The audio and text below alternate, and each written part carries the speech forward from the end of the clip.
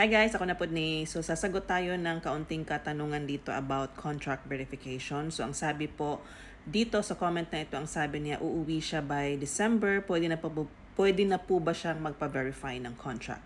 Now, sasagot na lamang po ako dito sa video because I get this question a lot, no? Sa DM, hindi lang din dito sa TikTok, pati sa YouTube channel ko at pati na rin sa aking FB page. So, for the information of everybody, sasagutin ko na po ang katanungan kung pwede ka pa ba magpa-verify even though 2 months pa ang inyong uwi or sa sitwasyon po ni Sir Jobert ay sa December pa ang kaniyang uwi.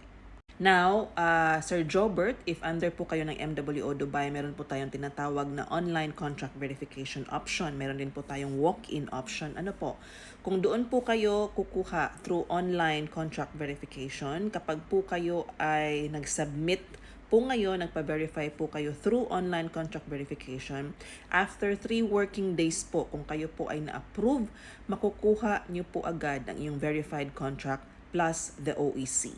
Now, here's the catch. Ito po ang lagi nating tandaan. Ang OEC po ay, ang validity po ng OEC is 60 days from the time it was issued. So, kung kayo po ay ngayong August magpapa-verify ng contract through online contract verification, meaning to say, mai-issuehan na po kayo ng verified contract plus OEC. Mag-i-expire po ang inyong OEC by October. So, that is 60 days. So, ang gagawin ninyo po, since December pa po ang inyong uwi, mag-generate po kayo ng panibagong OEC after the expiration date. So, pwede pong close na po sa inyong flight pauwi ng Pilipinas. So, hindi naman po kayo aabutan ng 60 days na bakasyon or pagbalik nyo na po papuntang UAE. So, yun po ang magiging option po ninyo ha, kapag online contract verification ang inyong pipiliing proseso sa pagpapa-verify ng kontrata. Now, kung walk-in naman pong proseso ang inyong kukunin para magpa-verify ng kontrata,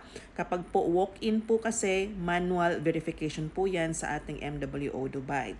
Now, ang ating pong MWO Dubai ay magpo-provide po sa inyo ng QR code, no? Kung kailan nyo po ma-generate ang inyong OEC kapag po kayo ay uuwi na ng Pilipinas. Pero ito pong walk-in na ito ay possible option nyo lang po kapag malapit na po ang inyong flight, which is sa December pa.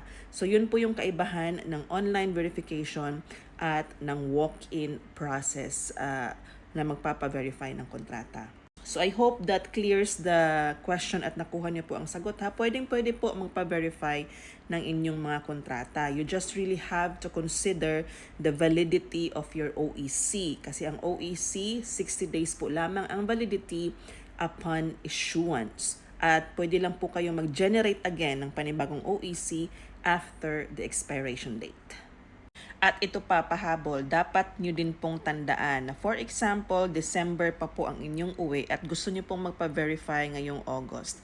Make sure po na sa December, sa pag-uwi nyo po ng December ay wala pong any changes o relevant changes po sa inyong kontrata or hindi po mai-expire ang inyong kontrata sa Disyembre. Okay po? Kaya yan po ang lagi nating i-check even though naka-generate kayo ng OEC because of online contract verification. Napakahalagang detalye pa rin po na aktibo po ang pina-verified nyong kontrata kasi if not, baka po ma-check po yan sa immigration sa Pilipinas, mahirap na po ano. So make sure na wala pong any relevant changes at aktibo po ang ipapa-verify na kontrata hanggang po sa inyong pagbakasyon sa Pilipinas at pagbalik po dito sa UAE.